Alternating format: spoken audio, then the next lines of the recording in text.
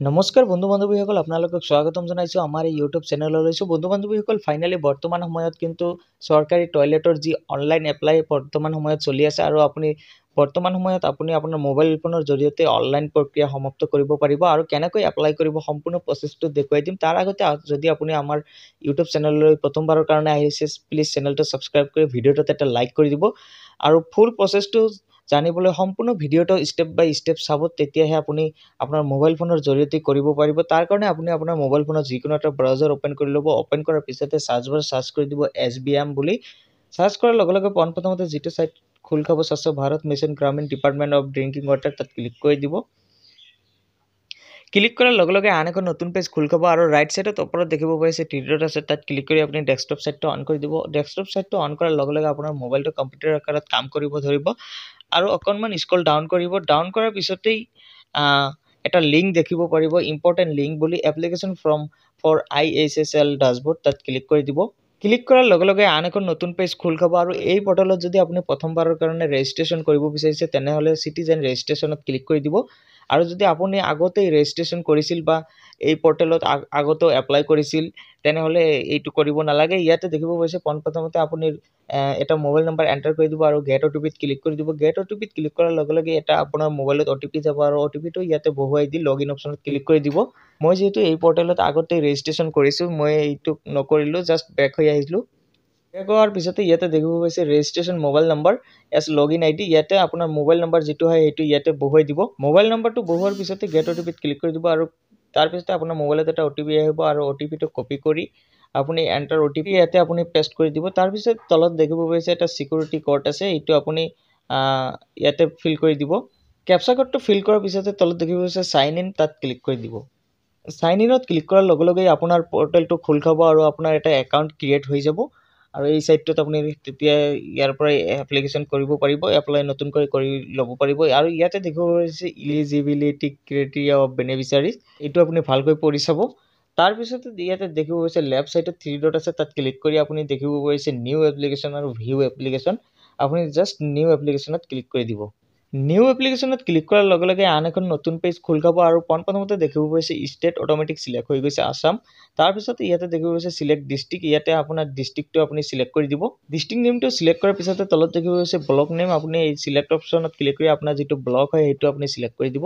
ব্লকটো select কৰাৰ পিছতে তলত দেখিব পাইছে পঞ্চায়ত নেম, আপোনাৰ যিটো গ্ৰাম পঞ্চায়ত হয় সেইটো আপুনি ইয়াৰ পৰা চিলেক্ট কৰি দিব।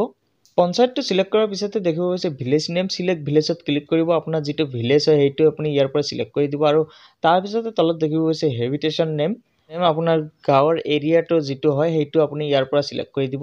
চিলেক্ট কৰাৰ পিছতে ইয়াতে দেখিব পাইছে section B toilet owner's particular, ইয়াতে দেখিব পাইছে name of the applicant as per Aadhaar card, আপোনাৰ আধাৰ কাৰ্ডত যেনেকুৱা নাম আছে সেইটো ইয়াতে ফিল কৰি দিব। ফিল কৰাৰ পিছতে তলত দেখিব পাইছে আধাৰ কাৰ্ড নম্বৰ, এইটো বক্সত আপুনি আধাৰ কাৰ্ড নম্বৰটো ফিল কৰি দি এইটো টিক মাৰ্ক লগাই দিব। টিক মাৰ্ক লগোৱাৰ পিছতে ইয়াতে দেখিব পাইছে ভেৰিফাই আধাৰ নম্বৰ, ইয়াতে ক্লিক কৰি দিব।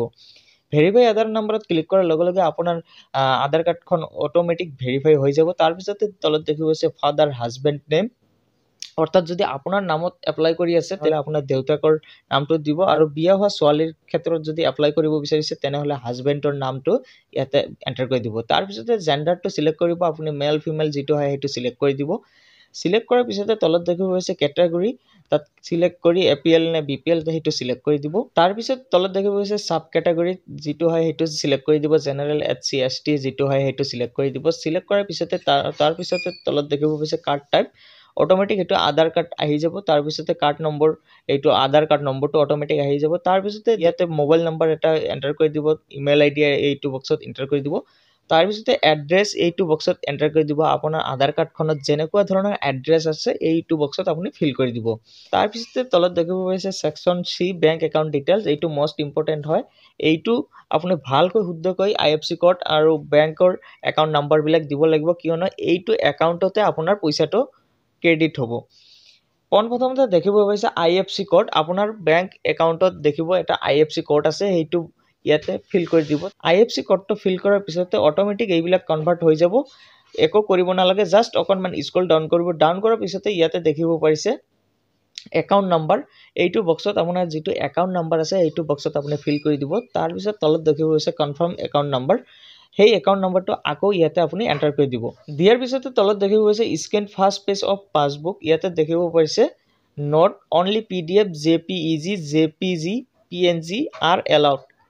আৰু আপোনাৰ ডকুমেণ্টৰ চাইজটো হ'ব লাগিব 200 KB ভিতৰত হ'ব লাগিব। এইটো মোষ্ট ইম্পৰ্টেণ্ট হয়। আপোনাৰ পাছবুকৰ প্ৰথম পেজ যিটো আছে একাউণ্ট নাম্বাৰ IFSC কোড সৈতে ফটো সৈতে আপোনাৰ যিটো আছে সেইটো স্কেন কৰিব। স্কেন কৰাৰ পিছতে ভালকৈ এইটো PDF আকাৰত 200 KB ভিতৰত বনাই ল'ব। বনাই লোৱাৰ পিছতে চাওক ইয়াতে দেখিব পাইছে চুইচ ফাইলত ক্লিক কৰি আপোনাৰ PDFটো সিলেক্ট কৰি দিব। সিলেক্ট কৰাৰ পিছতে তলত দেখিব পাইছে এপ্লাই অপশ্যনত ক্লিক কৰি দিব। এপ্লাই অপশ্যনত ক্লিক কৰাৰ লগে লগে আপোনাৰ এপ্লাইটো কমপ্লিট হ'ব আৰু এটা ৰিফাৰেন্স কোড পাব। সেইটো আপুনি নোট বা কপি কৰি ৰাখিব। আপুনি সেইটো ফিউচাৰত আপুনি চেক কৰিব পাৰিব ষ্টেটাছটো একচেপ্ট হ'ল নে ৰিজেক্ট হ'ল।